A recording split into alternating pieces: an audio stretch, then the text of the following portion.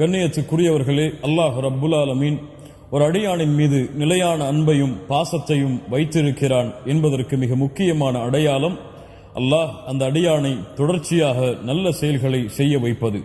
அதை போல அல்லது அதைவிட மேலே ஒரு அடியானின் மீது அல்லாஹ் ரப்புல் ஆலமீன் அன்பையும் பாசத்தையும் வைத்திருக்கிறான் என்பதற்கு மிக முக்கியமான அடையாளம் அல்லாஹ் ரப்புல் ஆலமீன் பாவங்கள் செய்ய விடாமல் அவனை தடுப்பது. ஆம், பாவங்கள் செய்ய விடாமல் அல்லாஹ் தடுத்தால் அல்லாஹ் ரப்புல் ஆலமீன் அவன் மீது உண்மையான அன்பை வைத்திருக்கிறான் என்பதற்கு வெளிப்பாடு அதுவே. கண்ணியத்துக்குரியவர்களே, இந்த உலக வாழ்வில் மூமினை அல்லாஹ் ரப்புல் ஆலமீன் சோதிப்பதற்காக பல சோதனைகளை இந்த உலகத்திலே வைத்திருக்கிறான். அந்த அடிப்படையில் அல்லாஹுடைய தூதர் முஹம்மது ரசூலுல்லாஹ் ஸல்லல்லாஹு அலைஹி வஸல்லம் கூறிய மூமினை சோதிப்பதற்கான சோதனை மா தரக்து பஅதி ஃபித்னதன் அதர்ர அலர் ரிஜால் மினன் நிசா, எனக்கு பிறகு என் சமூகத்துடைய ஆண்களை வழிகெடுப்பதற்காக எதையும் நான் விட்டுச் செல்லவில்லை பெண்களை தவிர என்று அல்லாஹுடைய தூதர் ஸல்லல்லாஹு அலைஹி வஸல்லம் பெண்களுடைய சோதனையை குறித்து எமக்கு எச்சரிக்கை செய்தார்கள்.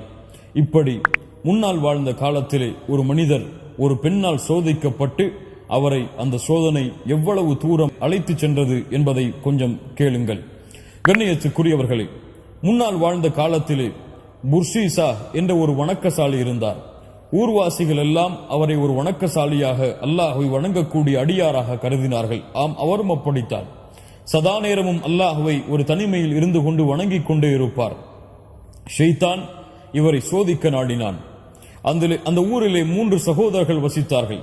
அந்த 3 சகோதரர்களுக்கு ஒரு சகோதரி இருந்தால், மூவரும் அல்லாஹ்வுடைய பாதைக்காக ஜிஹாதிற்கு கிளம்ப வேண்டும் என்ற காரணத்திற்காக ஊர்வாசிகளிடத்திலே விசாரித்து புர்சீசாவுடைய பாதுகாப்பில் சகோதரியை வைத்து சென்றார்கள். புர்சீசா தன்னுடைய வீட்டுக்கு அருகிலே ஒரு வீட்டிலே அந்த பெண்ணை தங்க வைத்து உணவென்று தேவைப்பட்டால் கதவை தட்டி உணவை வைத்து சென்றார். ஷைத்தான் அவரை சோதிக்க நாடினான். உள்ளத்திலே வந்து சில தடுமாற்றங்களை ஏற்படுத்தினான். புர்சீசா, தினமும் உணவு வைக்கிறாய், அந்த பெண்ணுக்கு அந்த பெண் சுகமாக இருக்கிறாளா என்பதை நீ எப்படி அறிவாய்? அந்த பெண்ணுக்கு சலாம் சொல், அந்த பெண் பதில் சொன்னால் அந்த பெண் சுகமாகத்தான் இருக்கிறாள் என்பதை நீ அறிந்து கொள்ளலாம். புர்சீசா நாளடைவில் அந்த ஷைத்தானுடைய கூற்றுக்கு கட்டுப்பட்டு அந்த பெண்ணுக்கு சலாம் சொன்னார். அந்த பெண்ணும் பதில் சொன்னார்கள். புர்சீசா அந்த நிகழ்வை அப்படியே தொடர்ந்து கொண்டிருந்தார். மறுபடியும் ஷைத்தான் பல ஆண்டுகளுக்கு பிறகு வந்தான். புர்சீசா, அந்த பெண்ணுக்கு சலாம் சொன்னாய், சரி, அந்த பெண்ணுக்கு ஏதாவது தேவை இருக்கிறதா என்று ஏன் கேட்க மாட்டாய்? நீதான் அந்த பெண்ணுக்கு பொறுப்பாளி. அந்த புர்சீசா ஷைத்தானுடைய சூழ்ச்சிக்கு மறுபடியும் தன்னை உட்படுத்திக் கொண்டார். அந்த பெண்ணிடத்திலே சென்று சலாம் சொன்னார். சுகமாக இருக்கிறீர்களா, ஏதாவது தேவை இருக்கிறதா என்று கேட்டார். தேவை இருந்தால் அந்த பெண் சொன்னால் அந்த தேவையை புர்சீசா நிறைவேற்றினார். மறுபடியும் உள்ளத்திலே வந்தான்.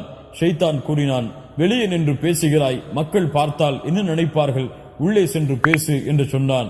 புர்சீசா அதற்கும் கட்டுப்பட்டார். வணக்கசாலியாக இருந்தவர், அல்லாஹ்வை அஞ்சியவர், ஷைத்தான் எந்த வழியில் சோதித்தாலும் அந்த சோதனையில் வெற்றி காண்பவர்.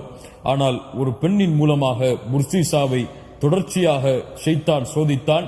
அந்த சோதனைகளில் புர்சீசா தோற்றுக்கொண்டே இருந்தார், ஷைத்தான் ஜெயித்துக் கொண்டே இருந்தான். அல்லாஹ் ரப்புல் ஆலமீன் அதனால்தான் அவனுடைய புத்தகம் அல் குர்ஆனிலே ஷைத்தானை குறித்து எச்சரிக்கை செய்யும் பொழுது அல்லாஹ் கூறுகிறான், யா அய்யுஹல்லதீன ஆமனூ لا تتبعوا خطوات الشيطان لا تتبعوا خطوات الشيطان. அல்லாஹ் ரப்புல் ஆலமீன் கூறுகிறான், ஈமான் கொண்டவர்களே, ஷைத்தானுடைய அடிச்சுவடுகளை பின்பற்றாதீர்கள்.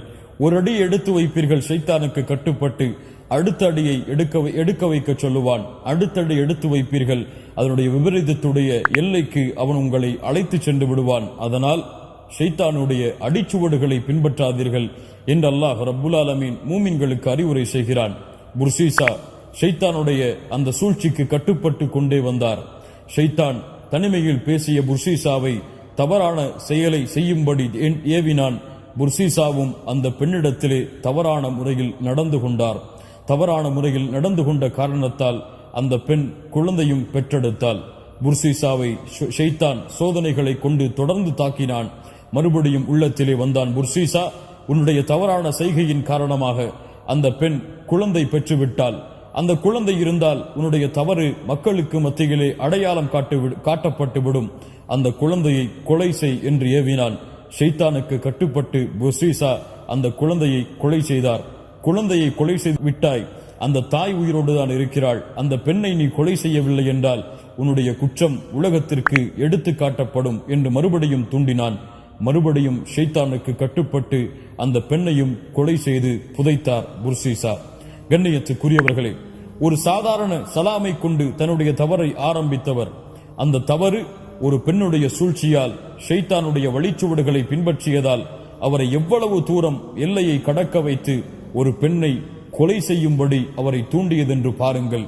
ஷைத்தானுடைய சோதனை இன்னும் நிற்கவில்லை. ஷைத்தான் அவனுடைய ஒரு நாட்டத்தை நிறைவேற்ற அந்த சோதனையை இன்னும் தொடர்ந்து கொண்டிருக்கிறான். வெளியூருக்கு சென்ற, அல்லாஹ்வுடைய பாதைக்காக சென்ற அந்த 3 சகோதரர்களும் திரும்பி வந்தார்கள். சகோதரியை தேடினார்கள், சகோதரி இல்லை. புர்சீசாவை அணுகி கேட்டார்கள். புர்சீசா சொன்னார், அந்த பெண் நோய்வாய்ப்பட்டு மரணித்து விட்டாள் என்று. புர்சீசாவுடைய உண்மையை ஏற்றுக்கொண்டு அந்த 3வரும் திரும்பினார்கள். ஷைத்தான் அந்த 3வருடைய கனவில் வந்தான், உண்மையை எடுத்து காட்டினான். அந்த பெண் அடக்கமாகிய இடத்தையும் எடுத்து காட்டினான். 3வரும் சென்று பார்த்தார்கள், உண்மையை அறிந்து கொண்டார்கள். புர்சீசா எம் சகோதரியை கொலை செய்து விட்டார் என்று. புர்சீசாவின் மீதுள்ள கோபத்தை வெளிக்காட்டுவதற்காக புர்சீசாவுடைய வணங்குமிடத்தை இடித்தார்கள். புர்சீசாவை மக்களுக்கு முன்னால் அழைத்து வந்து உண்மையை வெளிப்படுத்தி அனைவரும் அடித்து அவரை தாக்கினார்கள். அந்த நேரத்தில் ஷைத்தான் வந்தான். புர்சீசா, நான் யார் தெரியுமா? புர்சீசா சொன்னார், எனக்கு தெரியாது, நான் தான் உன்னை வழிகெடுத்தவன். அப்படியா? நான் எப்படி உன்னை வழிகெடுத்தேனோ அது போன்று உன்னை ஒரு இப்படிப்பட்ட சோதனையிலிருந்து உன்னை பாதுகாக்கிறேன். ஒரே ஒரு செயலை செய்ய வேண்டும். இவ்வளவு செய்துவிட்டேன், என்ன அந்த ஒரு செயல்? ஷைத்தான் சொன்னான், எல்லாவற்றையும் செய்தாய், ஒரே ஒரு செயலை செய், எல்லாவற்றிலிருந்தும் உனக்கு பாதுகாப்பு. எனக்கு சுஜூது செய். அல்லாஹ் அக்பர். அல்லாஹ்வை வணங்கிக் கொண்டிருந்த ஒரு அடியான், அல்லாஹுடைய வணக்கத்திலே இன்பத்தை கண்டு கொண்டிருந்த ஒரு அடியான் ஷைத்தானால் சோதிக்கப்பட்டார். மிகப்பெரிய இக்கட்டிலே இருக்கிறார். சுஜூது செய்தால் விடுதலை என்று ஷைத்தான் சொல்லுகிறான். ஒரு சுஜூது தானே. புர்சீசா ஷைத்தானுக்கு சுஜூது செய்ய ஆயுத்தமாகி சுஜூதை செய்கிறார். ஷைத்தான் கூறுகிறான், உன்னிலிருந்து நான் விலகிக் கொள்கிறேன் என்று. அந்த ஊர்வாசிகள் புர்சீசாவை தாக்கி கொலை செய்து விடுகிறார்கள். அல்லாஹ் அக்பர். ஒரு சலாமை கொண்டு தன்னுடைய ஷைத்தானுடைய சூழ்ச்சியை ஆரம்பித்த புர்சீசா ஷைத்தானுக்கு சுஜூது செய்து குஃபரை செய்தார், ஷிர்கை செய்தார். ஷிர்குடைய நிலைமையில் மரணித்தார். யா அல்லாஹ், ஷைத்தானுடைய சோதனையை பாருங்கள், ஷைத்தானுடைய சூழ்ச்சியை பாருங்கள்.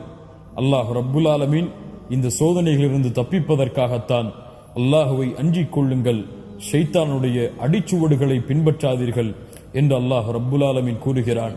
புர்சீசாவுடைய வாழ்வு நாம் எல்லோருக்கும் பாடமாக, படிப்பினையாக அமைய வேண்டும். கண்ணியத்துக்குரியவர்களே, ஷைத்தான் ஒரு சிறிய தவறைத்தான் செய்யுமாறு ஏவுவான். சிறிய தவறுதானே என்று ஆரம்பிப்போம். அந்த தவறு எம்முடைய எல்லையை கடக்க வைத்து எவ்வளவு தூரம் எம்மை அழைத்து செல்லும் என்று எமக்கு தெரியாது. அல்லாஹுவை அஞ்சிக் கொள்ளுங்கள். அல்லாஹுவை அஞ்சக்கூடியவர்கள் எல்லா நிலையிலும் அல்லாஹ்விடத்திலே வெற்றியாளர்களாக கருதப்படுவார்கள். அல்லாஹ் ரப்புல் ஆலமீன் கூறுகிறான், من خشي الرحمن بالغيب من خشي الرحمن بالغيب فجاء بقلب منيب ادخلوها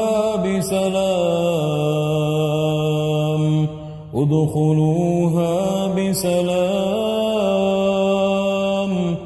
ذلك اليوم الخلود. அல்லாஹ் ரப்புல் ஆலமீன் கூறுகிறான், யார் மறைவிலே அல்லாஹ்வை பயப்படுவார்களோ, அல்லாஹ்விடத்திலே தங்களை ஒப்படைத்து வருவார்களோ, நாளை மறுமையில் அவர்களை பார்த்து சொல்லப்படும் உதுகுலூஹா பிஸலாம் ذلكல் யௌமுல் குலூத். இந்த சொர்க்கத்திலே நீங்கள் அமைதியோடு நுழையுங்கள், இதுதான் நிரந்தரமாக நீங்கள் தங்கும் நாளாகும் என்று. கண்ணியத்துக்குரியவர்களே, இந்த அழைப்பு எமக்கு நாளை மறுமைகளை அழைக்கப்பட வேண்டும் என்றால் அல்லாஹுவை பயந்து கொள்ளுங்கள், ஷைத்தானை அஞ்சிக் கொள்ளுங்கள், ஷைத்தானுடைய ஏவல்களை விட்டு எம்மை பாதுகாத்துக் கொள்ளுங்கள். சிறிய தவறுதானே, ஒரு பெண்ணிடத்திலே சலாம் கூறுவதுதானே, ஒரு பெண்ணை பார்ப்பதுதானே, ஒரு பெண்ணிடத்திலே தேவைக்காக பேசுவதுதானே, ஒரு பெண்ணிடத்திலே பேஸ்புக்கிலும் வாட்ஸ்அப்பிலும் சேட்டிங் செய்வதுதானே.